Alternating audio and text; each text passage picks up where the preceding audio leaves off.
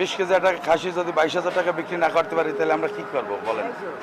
আমরা তো যারা মাল নিয়ে হাটে আসছি তারা খুব বিপাকে আছি, ক্রেতা শূন্য হাট। এই গরুটির দাম চাইছি 1,25,000, কিন্তু কাস্টমার বলে না, বলে 90, কেউ বলে 95, কিন্তু এতে আমার পুষয় না। এতে যে খরচ হয়েছে তাতে পুষয় না আমার। বাজার আর বেশি হয়েছে কিন্তু কাস্টমার বলতে আসে না। 60টি আনছে, বিক্রি হয় না, তবে দাম বলতেছে, কাস্টমার মোটামুটি আছে। এইটার দাম বলছে আপনার 2,20,000, 30 এরকম দাম বলতেছে। আমি 2,70,000 চাইতেছি।